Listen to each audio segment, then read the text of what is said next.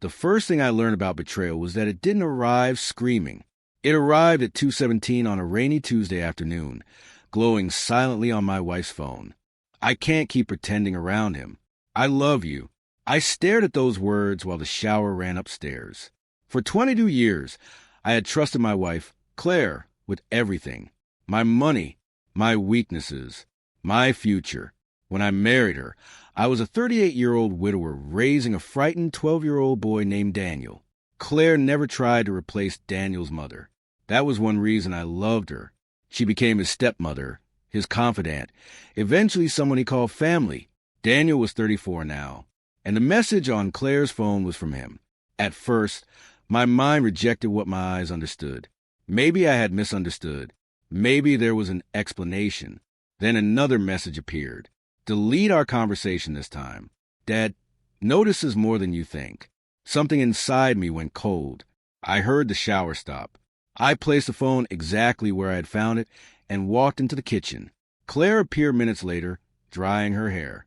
"You okay?" she asked. "Fine." That was the first lie I told my wife in 22 years. That evening, Daniel came for dinner. He hugged me. "Hey, Dad." I hugged him back. Over his shoulder, I saw Claire watching us. Then Daniel looked at her. It lasted barely a second. But once you know where to look, a second can contain an entire confession. During dinner, I studied them without appearing to. Claire knew how Daniel liked the steak. Daniel knew which wine Claire wanted before she asked. Their hands almost touched when they reached for the bread. Things I once interpreted as family familiarity suddenly looked different. I felt physically sick, yet I said nothing. That night, Claire slept beside me while I stared at the ceiling. Anger begged me to wake her, demand answers, call Daniel, break something. Instead, I remembered advice my father once gave me. When somebody deceives you, don't interrupt them too quickly. Sometimes silence lets them reveal the whole truth. So I became silent. Over the following weeks, I watched. I hated myself for it. Claire suddenly had errands on Thursday evenings. Daniel became mysteriously unavailable at the same times.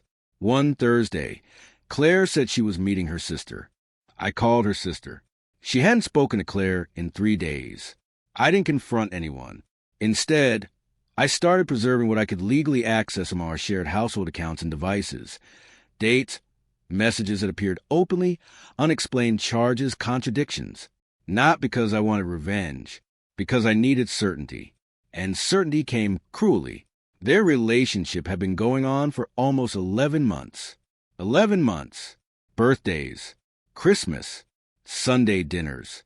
Daniel had sat beside me watching football while carrying a secret that could destroy our family. Claire had kissed me goodnight afterward. The strangest thing was how ordinary life remained. Neighbors waved. Coffee brewed. Bills arrived. Claire asked what I wanted for dinner. Daniel sent me jokes. Meanwhile, my marriage was already dead.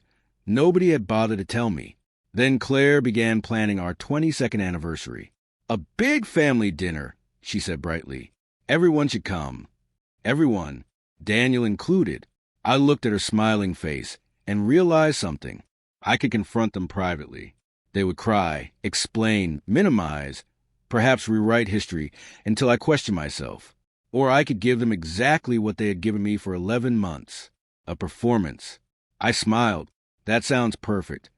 And for the first time since discovering the truth, I knew precisely when my silence would end. Our anniversary dinner. In front of everyone. Claire chose Bellamy House, the restaurant where we had celebrated our 10th anniversary. She invited 14 people. My sister Rebecca came with her husband. Claire's parents attended. Her younger sister Melissa arrived early. Daniel came wearing the navy jacket I had bought him for his birthday. When he saw me, he smiled. 22 years, Dad. Impressive. The irony nearly made me laugh. Instead, I squeezed his shoulder. Some anniversaries are unforgettable. Claire looked beautiful that evening. That hurt more than I expected. She wore the silver necklace I had given her 15 years earlier and spent dinner telling stories about our marriage. Everyone laughed when she described our disastrous honeymoon hotel. Her father raised his glass. To another 22 years. Glasses clinked. I drank water. Daniel sat across from Claire. They barely looked at each other. They were being careful. Too late. After dessert, Claire touched my arm. Your speech. My speech. You always give one. Of course. Every anniversary, I made a toast. I stood. The table quieted. I looked around at people who believed they were celebrating a marriage. Then I looked at Claire. 22 years ago, I promised this woman honesty, loyalty, and respect. Claire smiled. I believe those promises were mutual. Her smile weakened. Daniel lowered his glass. I continued. Marriage teaches you many things. Patience, forgiveness, the importance of trust. But recently, I learned another lesson. Nobody moved. Sometimes the people closest to you can sit at your table, smile at you, and lie without blinking. Claire went pale. Mark, she whispered. I ignored her. For almost a year, my wife has been having an affair. Melissa gasped. Claire's mother covered her mouth. Rebecca stared at me. Then everyone started talking. Claire stood abruptly. Please, don't do this here. I'm not finished. Daniel's face had drained of color. That was when Rebecca asked the obvious question. With who? I looked directly at my son. The room seemed to shrink. With Daniel. Silence. Absolute silence. Daniel stared at the table. Claire began crying. Her father stood so quickly his chair scraped backward. What? Dad, Daniel said. Don't call me that right now. His eyes finally met mine. I had imagined this moment hundreds of times. In some versions I screamed. In others I struck him. But standing there, I felt something heavier than rage. Grief. I raised you, I said quietly. I stayed awake beside your hospital bed when you were 8. I taught you to drive. I helped you through college. When your mother died, I promised her I would always protect you. Daniel's eyes filled. And you chose my wife. Claire reached toward me. Mark, please. It wasn't supposed to happen. I almost smiled. Affairs rarely appear on calendars, Claire. It became complicated. No, complicated is losing your job. Complicated is caring for a sick parent. Sleeping with your husband's son and lying to him for 11 months is betrayal. She collapsed into her chair. Daniel stood. I'm sorry. Those 2 words shattered something in me. You're sorry because I discovered it. That's not true. Then why didn't you tell me? He had no answer. I reached into my jacket. Claire froze. I placed 2 envelopes on the table. One before her. One before Daniel. Claire opened hers first. Inside was a letter explaining that I had already spoken with an attorney and would be seeking a divorce. Daniel opened his. His hands trembled. It contained a copy of a letter I had written him. Not revenge, not threats, just one sentence at the end. Until I decide otherwise, do not contact me. Daniel started crying. I looked around the table. This dinner isn't a trial. Nobody here has to choose sides tonight. But I refused to protect a secret that was destroying me. Then I removed my wedding ring. I placed it beside Claire's untouched dessert. Happy anniversary. And I walked out. For 22 years, I had entered every anniversary dinner with my wife beside me. That night, I left alone. Strangely, walking into the cold air outside, alone was the first thing that felt truthful. People imagine revenge feels powerful. It doesn't. The morning after the dinner, I woke in a hotel room and forgot what had happened for approximately 3 seconds. Then I saw the pale strip around my ring finger. Everything returned. My phone showed 38 missed calls. Claire, Daniel, relatives. I turned it off. For 2 days, I spoke only to my lawyer and Rebecca. On the 3rd day, Claire sent an email. She didn't excuse what she had done. She said the affair had begun during a period when Daniel was struggling emotionally after a broken engagement. They had spent more time talking. Emotional boundaries disappeared, then others followed. She said she loved me. That sentence angered me most. I eventually replied with 4 words. Love required telling me. The divorce was painful but relatively quiet. Claire moved out. Daniel disappeared from family gatherings. For months, I refused to speak to him.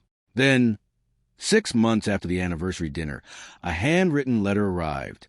I recognized Daniel's handwriting immediately. I nearly threw it away. Instead, I left it unopened for 9 days. On the 10th, I read it. He didn't ask forgiveness. That surprised me. He wrote about shame, about knowing every time he looked at me that he was betraying the man who raised him. He admitted he had continued because stopping meant confronting what he had already done. Near the end, he wrote, "I destroyed the safest relationship I ever had because I was selfish enough to believe consequences belonged to the future." I read that sentence several times. Then came another. "You don't owe me another chance to be your son, but I will spend the rest of my life regretting that I stopped behaving like one." I cried, not because I forgave him, because I remembered the boy he had been, the child asleep against my chest after his mother's funeral, the teenager pretending not to be nervous before his first date, the young man hugging me after graduation. Betrayal does something cruel. It tries to rewrite every good memory using the ink of one terrible truth. I decided I wouldn't let it. What Daniel did was real. So was everything before it. A year after dinner, I agreed to meet him. We chose a park. Neutral ground. He looked older. "Hi, Dad." I didn't correct him. We walked for almost an hour before either of us mentioned Claire. Their relationship had ended immediately after the dinner. "I never expected you to forgive me," he said. "I haven't." He nodded. "But forgiveness and reconciliation aren't the same thing." I continued. "I may forgive you someday because I don't want to carry hatred. That doesn't mean we go back to what we were." "I understand." "Do you?" "I'm trying to." That answer was enough for one afternoon. We began meeting occasionally. Coffee, walks, short conversations. Trust returned in millimeters, not miles. Claire and I never reconciled. Months after the divorce was finalized, she asked whether I hated her. I thought carefully. "No." She looked surprised. "Hating you would require giving what happened a permanent room inside me." She cried. I didn't. 2 years after that anniversary dinner, Rebecca invited the family to her house for Christmas. Daniel would be there. So would Claire. For a moment, I considered staying home. Then I realized something. Their choices had already taken my marriage. I wasn't going to let them take my family, too. So I went. Claire stood near the fireplace when I arrived. Daniel was helping Rebecca in the kitchen. Nobody knew what to say. I smiled politely. "Merry Christmas." And somehow, the evening continued. Not normally, never normally, but honestly. Later, Daniel handed me a cup of coffee. Our fingers touched. "Thanks," I said. He nodded. There were no dramatic apologies. No miraculous restoration. Just two people learning that consequences can last longer than anger. That night, driving home, I understood what my anniversary speech had truly accomplished. I had believed exposing them would be my revenge. It wasn't. The revenge was smaller and better. I survived. I rebuilt.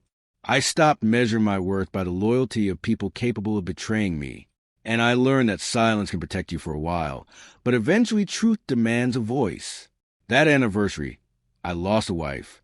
For a time, I lost a son. But somewhere between the humiliation, grief, and long road toward forgiveness, I found someone I had neglected during 22 years of trying to hold everyone else together. Myself.